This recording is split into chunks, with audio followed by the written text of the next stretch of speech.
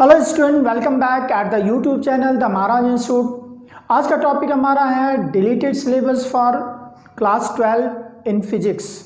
जैसा कि आप लोग जानते हो, कोविड-19 की वजह से सरकार ने आप लोगों के लिए तोहफा दिया है। दैट मीन्स सीबीएसई ने आप लोगों के लिए तोहफा दिया है कि अप्रॉक्स 30% जो सिलेबस है उसको डिलीट कर दिया है, हटा दिया है।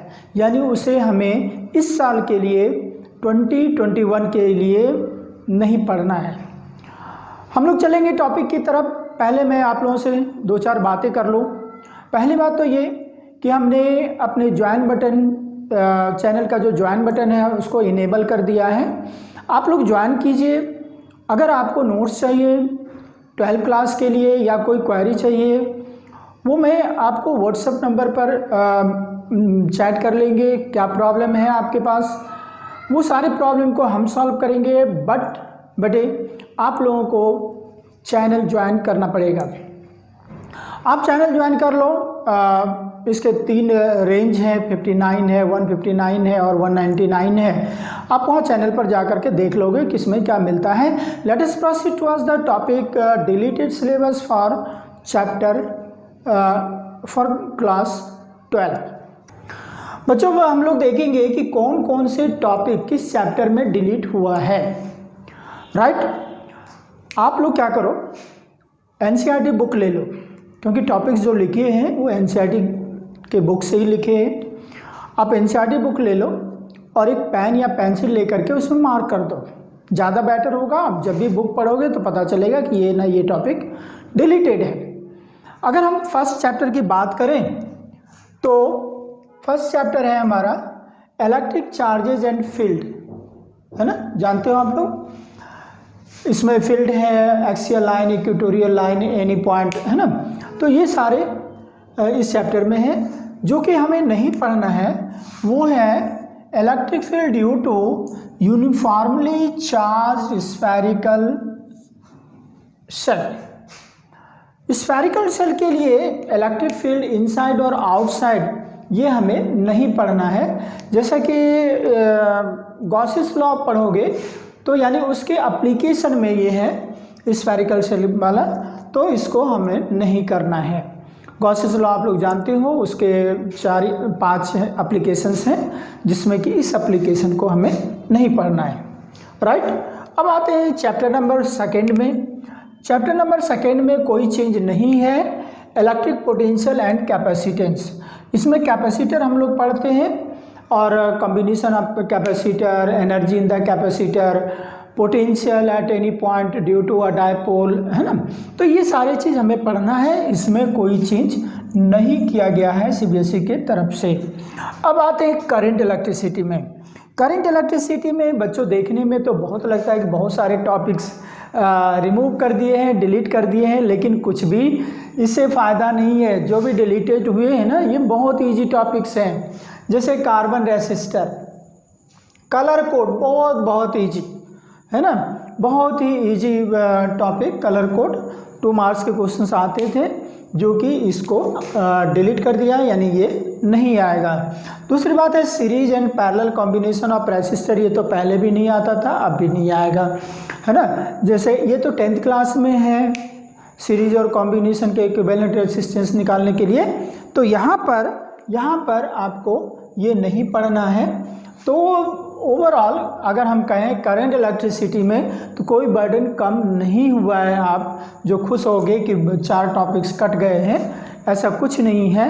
ये फालतू टॉपिक्स कटे हैं जिसमें कि कोई एफर्ट नहीं लगाना पड़ता है बच्चों को। बहुत इजी टॉपिक है। मूविंग चार्जेस यानी चैप्टर अगर 4th की बात करें, मैग्नेटिक इफेक्ट ऑफ करंट में, तो साइक्लोट्रॉन को हटा दिया गया है। साइक्लोट्रॉन एक बहुत ही इम्पोर्टेंट डिवाइस हुआ करता था जो सिलेबस में था, और 5 मार्क्स में या 3 मार्क्स में ये आते ही थे अल्टरनेट ईयर करके, है ना। इस साल अगर नहीं आया तो अगले साल या उसके अगले साल ज़रूर आता था। तो साइक्लोट्रॉन और साइक्लोट्रॉन से रिलेटेड न्यूमेरिकल्स भी हमारे ख़त्म हो गए हैं, यानी डिलीट कर दिया गया है। अब हम लोग चलेंगे चैप्टर नंबर 5। अब आते हैं हम लोग चैप्टर नंबर 5। चैप्टर नंबर 5 में जैसा जानते हो चैप्टर का नाम है मैग्नेटिज्म एंड मैटर। इसमें हम लोगों को पैरा, डाया, फेरो मैग्नेटिज्म ये सारे कुछ पढ़ना होता था, बार मैग्नेटिक पढ़ना होता था, बार मैग्नेट पढ़ना होता था। तो इसमें लगभग ये चैप्टर इरेज हो गया है। जो पढ़ना है वो मैं बताऊंगा, इसमें तो सारे के सारे नहीं पढ़ना है। जैसे magnetic field intensity due to a bar magnet, bar magnet से रिलेटेड जो भी टॉपिक हैं उनको नहीं पढ़ना है। हम लोग इसके डेरिवेशन निकालते थे। Magnetic field intensity due to a bar magnet on the axial line, equatorial line, any point, torque on the bar magnet when it is placed in a uniform magnetic field. तो ये सारे के सारे topic cut गए हैं। Perpendicular, along the axis, torque भी कटा हुआ है ना। ये मतलब ये हुआ कि बार मैग्नेट को हमें छूना तक नहीं है, बार मैग्नेट बिल्कुल ही डिलीटेड है।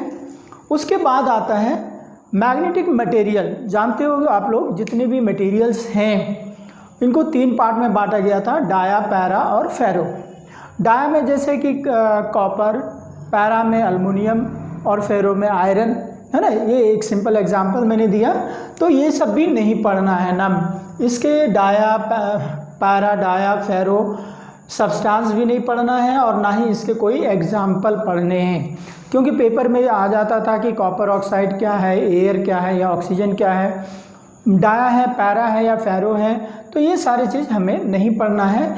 और एक जो देखो इलेक्ट्रोमैग्नेट जो है, जो मैग्नेट इलेक्ट्रिसिटी से बनाया जाता है उसको इलेक्ट्रोमैग्नेट कहते हैं, पावरफुल मैग्नेट होता है। ये भी नहीं पढ़ना है और इसके फैक्टर भी नहीं पढ़ने हैं। दूसरी बात, परमानेंट मैग्नेट नहीं पढ़ना है। परमानेंट मैग्नेट बनाने के लिए जो मटेरियल को हम लोग चुनते थे, तो जानते हो कि उसके property, 2 properties, high retentivity, high कोर्सिविटी, ये सारे होने चाहिए थे, लेकिन वो भी हमें नहीं पढ़ना है।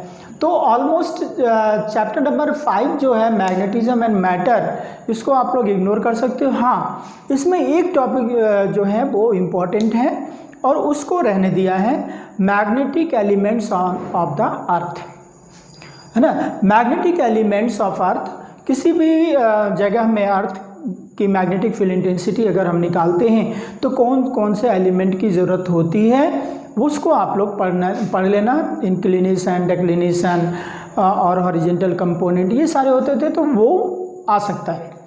6 चैप्टर इलेक्ट्रोमैग्नेटिक इंडक्शन में कोई चेंज नहीं हुआ है, यानी सारे के सारे हमें पढ़ना है। अगर 7 चैप्टर की बात करें तो 7 चैप्टर एक वीक चैप्टर माना जाता है फॉर स्टूडेंट के लिए। अल्टरनेटिंग करंट चैप्टर का नाम है और इसका वेटेज भी अच्छा खासा होता है पेपर में। तो इसमें 2 चीज़ है, एक पावर फैक्टर और एक वोल्टलेस करंट। ये 2 चीज़ हमें नहीं पढ़ना है। पावर, LCR का पावर निकालने के लिए बहुत इम्पॉर्टेंट डेरिवेशन है, वो भी हमें नहीं पढ़ना है और उसी से निकलता है पावर फैक्टर और वोल्टलेस करंट। ये दो नंबर में आते थे पेपर में, जो कि अब इसको नहीं आना है। दैट मीन्स कि 6 और 7 चैप्टर में आप यूँ कहो कि कुछ भी नहीं कटा है, आपको पूरे के पूरे पढ़ने हैं। ये छोटे छोटे टॉपिक्स हैं 2, तो इनको हम लोग अगर इग्नोर कर दें तो 6 और 7 में कुछ भी नहीं कटा है, लेकिन 5 चैप्टर में 1 या 2 टॉपिक्स हमें पढ़ने हैं। ठीक है, अब हम लोग चलते हैं चैप्टर नंबर 8 में। बच्चों, अगर चैप्टर नंबर 8 की बात करें तो इलेक्ट्रोमैग्नेटिक वेव्स चैप्टर का नाम है और इसमें आपको ज़्यादा कुछ चेंज नहीं हुआ है। वैसे भी ये चैप्टर बहुत छोटा है, तो इसमें डिस्प्लेसमेंट करंट को हटा दिया है। डिस्प्लेसमेंट करंट पर 2 मार्क्स के क्वेश्चन आते थे, लेकिन ये अब नहीं आएंगे। आपको चैप्टर नंबर 8 में पढ़ना है सिर्फ स्पेक्ट्रम, है ना। इलेक्ट्रोमैग्नेटिक वेव्स के स्पेक्ट्रम हैं, जैसे माइक्रोवेव है, गामा रे है, एक्सरे है, इन सबको पढ़ना पड़ेगा।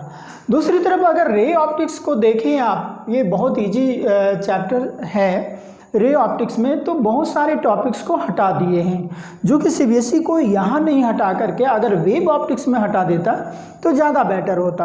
अगर देखें, लेकिन जो हटाया है वो तो करना पड़ेगा हमें, उसको छोड़ करके बाकी सारे करने होंगे सारे। तो अगर हम देखें रे ऑप्टिक्स में तो रिफ्लेक्शन ऑफ लाइट ये हटा दिया गया है। मीरर्स फार्मूला और मतलब रिफ्लेक्शन से रिलेटेड चीज़ जो भी थे वो सब खत्म हो गया है ना। चाहे एफ और आर में रिलेशन है, या image formation by the concave या कॉन्वैक्स मिरर है, या फिर आपको मिरर फार्मूला डिराइव करने के लिए, ये सारे के सारे कैंसिल हो गए, यानी ये रिफ्लेक्शन पार्ट नहीं आएगा। उसके बाद लास्ट के पार्ट्स हैं स्कैटरिंग ऑफ लाइट। हम लोग जानते हैं स्कैटरिंग ऑफ लाइट के जो फिनोमेना है, जैसे ब्लू कलर ऑफ स्काई या फिर reddish colour of sun at the time of sunrise and sunset, तो ये सारे भी हमें नहीं पढ़ने हैं। समझ में आ गया? यानी आपको रिफ्लेक्शन नहीं पढ़ना है और स्कैटरिंग नहीं पढ़ना है। दो टॉपिक ये हो गए। उसके बाद देखो resolving power of microscope and telescope. एक क्वेश्चन इसमें बनता था हमारा, या तो रिजॉल्विंग पावर ऑफ माइक्रोस्कोप निकालने दे दिया या टेलीस्कोप, या फिर आपको इसमें कुछ रिलेशंस हैं वो निकालने या पूछ देता था, तो वो सारे कुछ नहीं आएंगे। पोलराइजेशन नहीं आना है, प्लेन पोलराइज लाइट नहीं आना है, ब्रिस्टर्स लॉ, ये एक इम्पॉर्टेंट लॉ हुआ करता था पोलराइजेशन में, जिसमें से कि 3 नंबर का ये क्वेश्चन होता था। Mu equals to tan I P, है ना, I P polarisation, polarise angle कहते थे।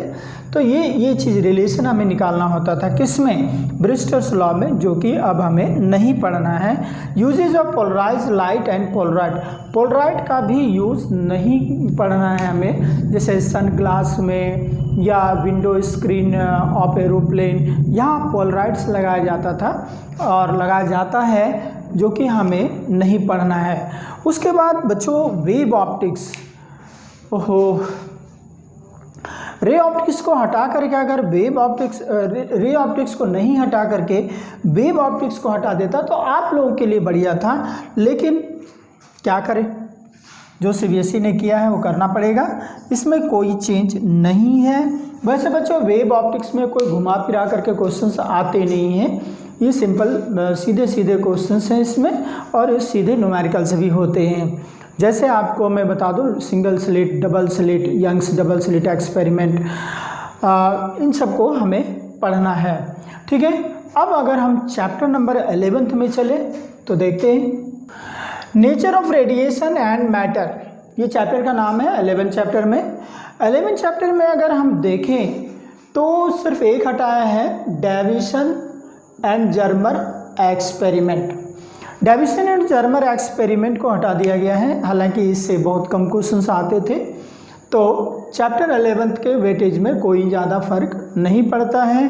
जो ग्राफिकल रिलेशन है, जो ग्राफ्स हैं, आपको वो पढ़ना पड़ेगा, और उसमें कोई कटौती नहीं किया है, डिलीट नहीं किया है। उसी तरह एटम्स यानी चैप्टर नंबर 12 में कोई चेंज नहीं हुआ है, यानी पूरे चैप्टर हमें पढ़ना है। लेकिन अगर हम आए 13 चैप्टर न्यूक्लियाई में, तो लगभग ये चैप्टर ख़त्म हो गया है, यानी डिलीट कर दिया गया है।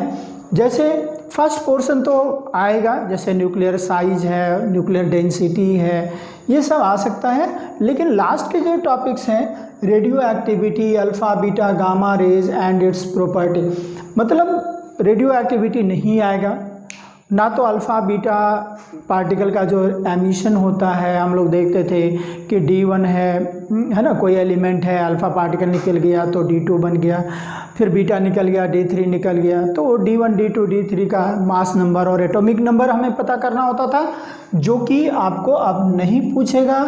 ना ही रेडियो एक्टिव डी के लॉ ऑफ डिसइंटीग्रेशन बहुत इंपॉर्टेंट था, जबकि वो भी नहीं पूछेगा आपको। Half life and mean life, इस पर हाफ लाइफ पर न्यूमेरिकल्स होते थे, जो कि अब आप लोगों को नहीं पूछेगा। बाइंडिंग एनर्जी बहुत इंपॉर्टेंट टॉपिक था, binding energy per nucleon, binding energy per nucleon, आप अगर सीनियर से पूछो तो एक ही टॉपिक अगर पूछा जाए किस चैप्टर में क्या आना है, तो यही था बाइंडिंग एनर्जी पर न्यूक्लियन और इसके मास नंबर के साथ रिलेशन, है ना। इसके ग्राफ, इसका एक ग्राफ है और बहुत ही इंपॉर्टेंट ग्राफ है, जो कि अब आपको नहीं पूछेगा। कहने का मतलब ये हुआ कि शुरू चैप्टर के कुछ टॉपिक्स आपको पढ़ने हैं, बाकी लगभग 13 चैप्टर डिलीटेड है। आया बात समझ में? अगर हम 14 चैप्टर की बात करें, सेमीकंडक्टर एंड इलेक्ट्रॉनिक्स की बात करें, तो इसमें ज़्यादा टॉपिक को हटाया नहीं गया है। एक ही टॉपिक है जीनर डायोड, है ना, and their characteristic Zener diode as a voltage regulator. Almost Zener diode आपको नहीं पढ़ना है। Zener diode as a voltage regulator एक मेन टॉपिक होता था हमारे पेपर में, 3 मार्क्स का क्वेश्चन था, ये नहीं पूछेगा। लेकिन अदर डायोड जैसे कि half wave rectifier, full wave rectifier, ये सब तो आपको पढ़ना पड़ेगा। स्टूडेंट्स, आई थिंक आपको अच्छी तरह से समझ में आ गया होगा कि कौन से टॉपिक किस चैप्टर में से डिलीटेड है, क्या किस टॉपिक को पढ़ना है हमें। आई होप कि आप लोग अच्छे तरीके से तैयारी कर रहे होंगे। बोर्ड की तैयारी है, बेशक 30% कट गया है, डिलीट हो गया है सिलेबस में, लेकिन इसका मतलब ये नहीं है कि आपके सिलेबस बहुत सारा हट गया है।